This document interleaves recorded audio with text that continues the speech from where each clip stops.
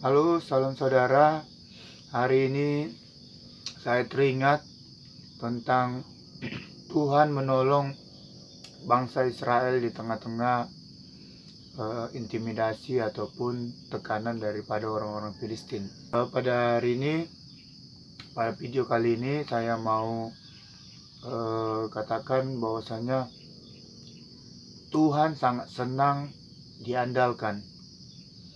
Ketika kita mengandalkan Tuhan, maka Dia segera akan bekerja dalam kehidupan kita. Tuhan juga suka menunjukkan kuasanya karena memang Dia yang berkuasa. Jadi saudara, saya akan mau buka beberapa firman Tuhan yang akan kita baca. Sebelumnya saya mau berdoa terlebih dahulu. Bapa, dalam nama Tuhan Yesus Kristus, Tuhan yang berkuasa, kami mau mendengarkan sebagian firman-Mu.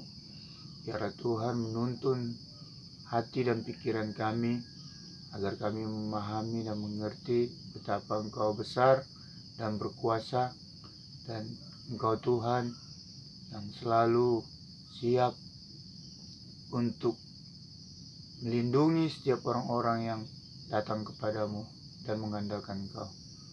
Terima kasih Tuhan. Dalam nama Tuhan Yesus Kristus kami berdoa, haleluya, amin. Ya saudara, saya mengambil firman Tuhan dari 1 Samuel 17 ayat 36 dan 37. Kalau sebenarnya ayat ini ada baiknya dibaca sampai habis satu pasal, tapi seperti yang saya bilang, saya mau katakan bahwasanya Tuhan sangat senang diandalkan.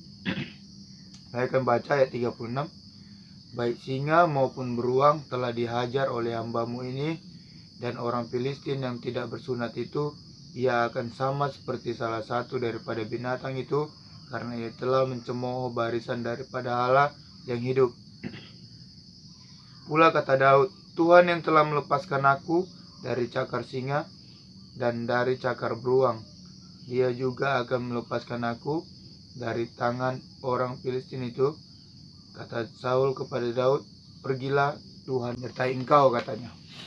Jadi saya teringat Daud ini mengandalkan Tuhan ketika bangsa Israel sedang atau pasca perang bersama bangsa Filistin.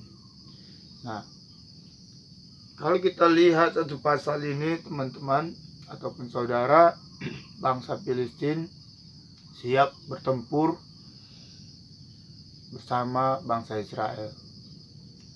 Sehingga pada saat itu sedang terjadi pertempuran, dan di tengah-tengah pertempuran itu ada seorang dari bagian dari Filistin yang mereka anggap paling kuat. Dia maju untuk mengolok-olok bangsa Israel. Kalau di masa sekarang itu istilahnya membuli. Kita lihat dulu ya, ayat 17, pasal 17 ayat 1. Orang Filistin mengumpulkan tentaranya untuk berperang. Mereka berkumpul di Soko yang di tanah Yehuda, dan berkemah antara Soko dan Azeka di Efesus Danim. Saul dan orang-orang Israel juga berkumpul dan berkemah di lembah Terbantin. Mereka mengatur barisan perangnya berhadapan dengan orang Filistin. Orang Filistin berdiri di bukit sebelah sini, dan orang Israel berdiri di bukit sebelah sana, dan lembah ada di antara mereka. Nah, jadi saudara, ketika itu sedang ada pertempuran, peperangan, ya. Nah, tiba-tiba lalu tampillah keluar seorang pendekar dari tentara orang Filistin namanya Goliat dari Gat. Jadi Goliat tiba-tiba keluar, ya, seorang pendekar. Dia adalah seorang yang terkuat pada saat itu dari Filistin, sehingga dia menghina orang-orang Israel. Kita lihat ciri-ciri Goliat. Tingginya 6 hasta sejengkal, ketopong tembaga ada di kepalanya, dan ia memakai baju jira yang bersisik. Berat baju jira ini 5.000 sikal tembaga. Ia memakai penutup kaki dari tembaga, dan di bahunya ia memanggul lembing tembaga. Gagang tombaknya seperti pesa tukang tenun, dan mata tombaknya itu 600 sikal besi beratnya. Dan seorang pembawa perisai berjalan di depannya.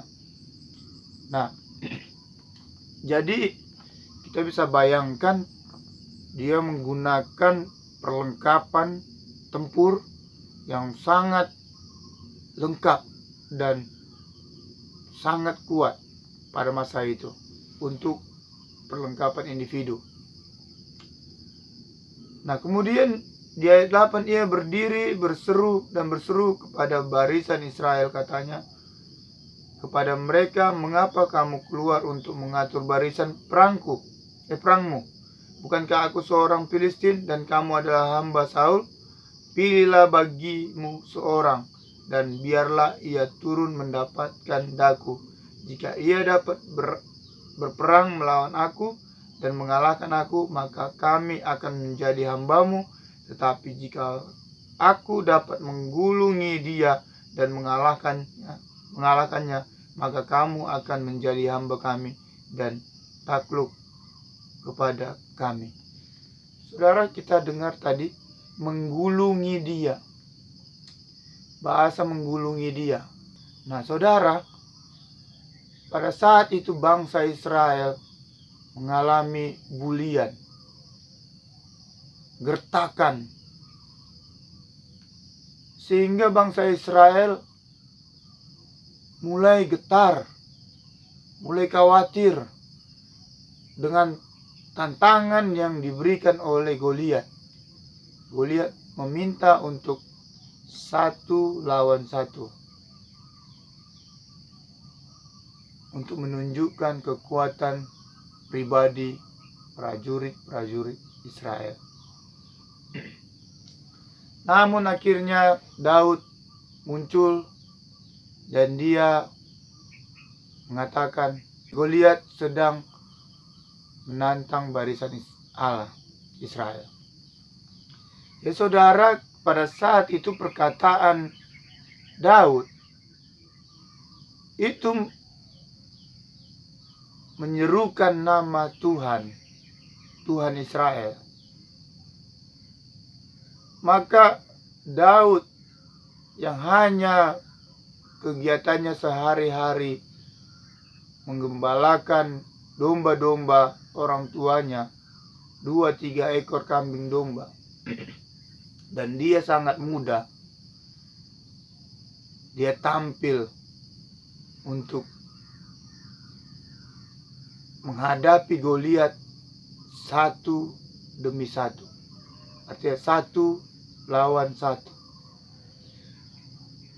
Abang-abangnya sangat khawatir, mereka marah,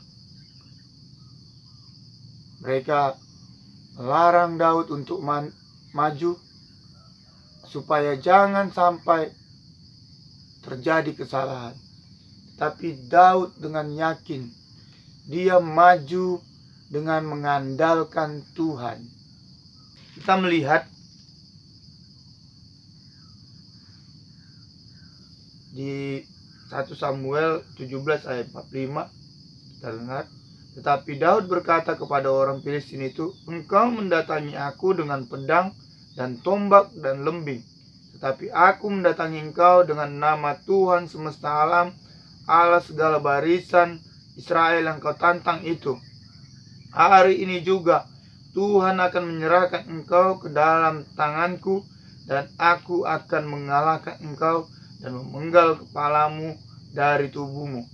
Hari ini juga aku akan memberikan mayatmu dan mayat tentara orang Filistin kepada burung-burung di udara dan kepada binatang-binatang liar, supaya seluruh bumi tahu bahwa Israel mempunyai Allah, dan supaya segenap jemaah ini tahu bahwa Tuhan menyelamatkan bukan dengan pedang dan bukan dengan lembing, sebab di tangan Tuhanlah pertempuran dan Ia pun menyerahkan kamu ke dalam tanganku. Perhatikan saudara, supaya segenap jemaah ini tahu. Nah, bahasa jemaah juga itu ada dalam gereja. Artinya Tuhan mau ada gereja.